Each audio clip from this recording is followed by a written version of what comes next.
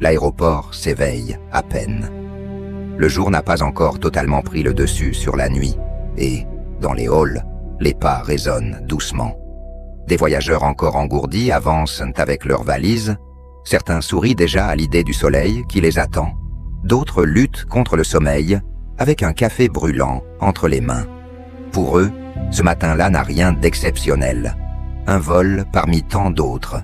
Une ligne européenne banale. Et pourtant, sans le savoir, ils s'apprêtent à monter à bord d'un avion qui va entrer dans l'histoire de l'aviation moderne. Avant d'aller plus loin, prenez une seconde. Si vous aimez ce genre de récit, si ces histoires vraies et déroutantes vous captivent, s'abonner à Vols Inexpliqués nous aide énormément. Ça nous permet de continuer à enquêter, à creuser ces mystères et à vous proposer des récits toujours plus immersifs. Votre soutien fait vraiment la différence. Sur le tarmac, l'appareil est prêt. Rien ne cloche en apparence. La carlingue brille légèrement sous les premières lueurs du matin. À l'intérieur, l'équipage effectue les gestes habituels, presque mécaniques. Dans le cockpit, 2 hommes prennent place, des professionnels aguerris, rompus aux procédures, habitués à ce trajet qu'ils ont déjà effectué des dizaines de fois. Pour eux, ce vol est une routine. Une montée tranquille, un pilote automatique enclenché, puis une croisière paisible au-dessus de la France avant de filer vers le sud. L'avion roule, s'aligne, puis décolle sans histoire. La piste s'éloigne, la ville devient un damier miniature. À bord, les ceintures se détachent, les passagers se détendent. Certains feuillettent un magazine, d'autres ferment les yeux. Personne n'imagine que quelques minutes plus tard, tout basculera. Dans le cockpit, les paramètres sont stables. La montée se fait en douceur. À plusieurs milliers de mètres d'altitude, l'appareil traverse un ciel limpide. L'ambiance est calme, presque monotone. C'est précisément dans ces moments-là que l'aviation paraît la plus sûre, la plus maîtrisée. Et pourtant, le danger le plus grave n'est pas toujours visible. Il peut se cacher dans un détail minuscule, une pièce métallique de quelques millimètres, installée la veille, lors d'une opération de maintenance, jugée sans risque. La veille, justement, un technicien a travaillé sur le pare-brise du cockpit. Une tâche simple, répétée d'innombrables fois dans une carrière. Le pare-brise a été remplacé, les boulons serrés, l'avion rendu au service.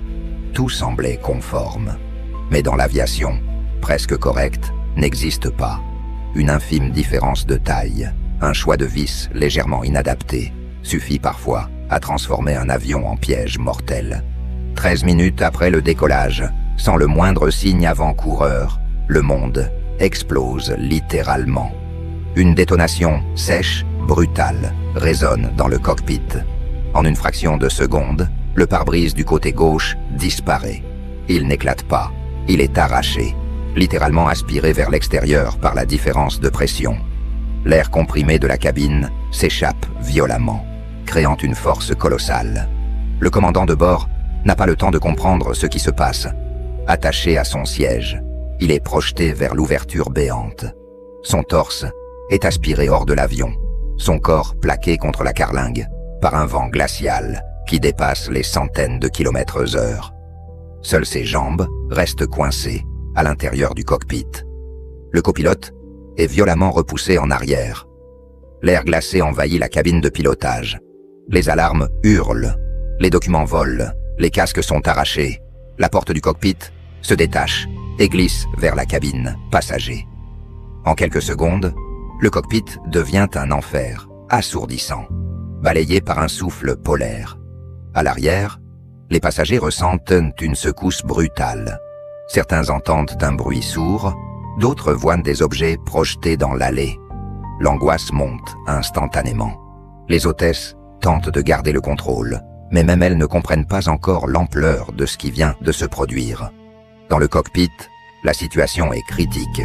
Le commandant de bord est à moitié à l'extérieur de l'avion, inconscient, exposé à une température négative et à un manque d'oxygène extrême. Chaque seconde compte.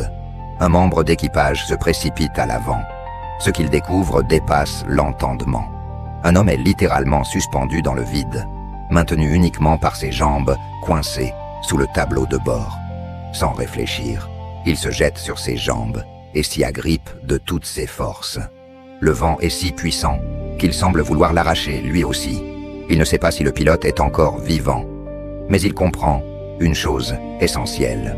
S'il le lâche, le corps pourrait heurter l'aile, endommager un moteur ou provoquer une perte de contrôle fatale.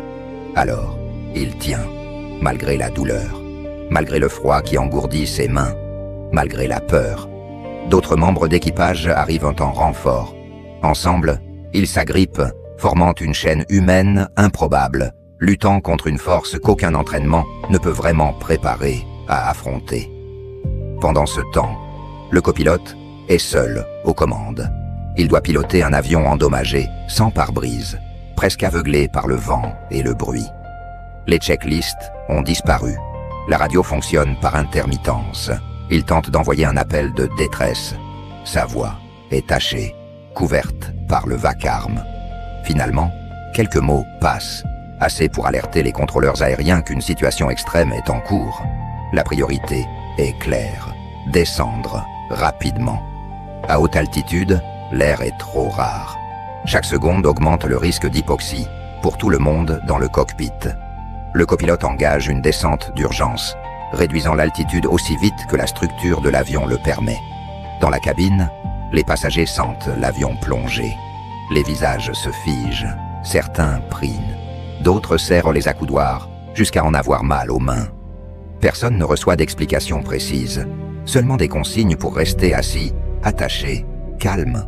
Facile à dire, à l'avant, la lutte continue. Les bras tremblent, les muscles brûlent, le froid mord la peau. À un moment, l'un des membres d'équipage commence à perdre ses forces.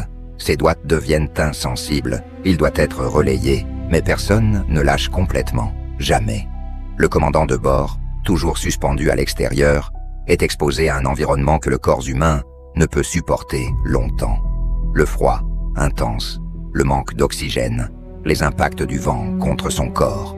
Et pourtant, contre toute logique, son cœur continue de battre. Le copilote choisit un terrain de déroutement, un aéroport suffisamment proche, capable d'accueillir l'appareil rapidement. L'approche est un défi. Le cockpit est ouvert, l'aérodynamique perturbée, la vitesse difficile à stabiliser. Chaque correction demande un effort immense de concentration. Enfin, la piste apparaît.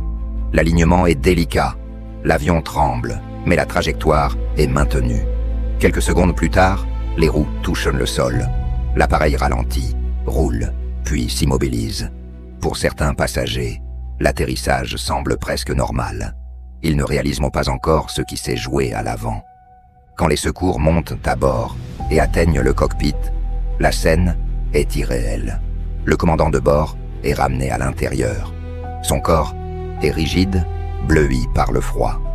Beaucoup pensent qu'il est décédé. Puis quelqu'un vérifie son pouls. Il est faible, mais il est là.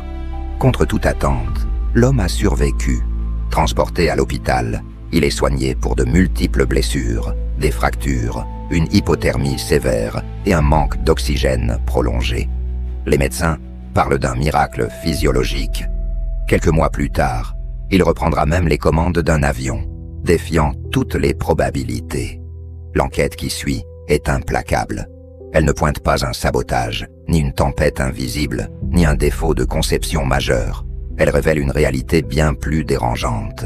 Une erreur humaine minuscule, des boulons légèrement inadaptés, une différence inférieure à 1 millimètre, suffisante pour céder sous la pression. Depuis cet événement, les procédures de maintenance ont été profondément revues.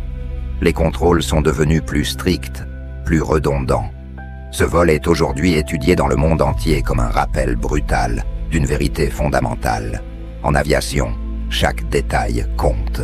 Ce jour-là, un avion a continué de voler malgré une brèche béante dans son cockpit. Un homme a survécu suspendu dans le vide à plusieurs milliers de mètres d'altitude. Et un équipage ordinaire a accompli quelque chose d'extraordinaire. Un événement réel, presque inimaginable. Un instant où la logique semblait avoir disparu. Et pourtant, contre toute attente, tout le monde est rentré vivant. Un véritable miracle aérien.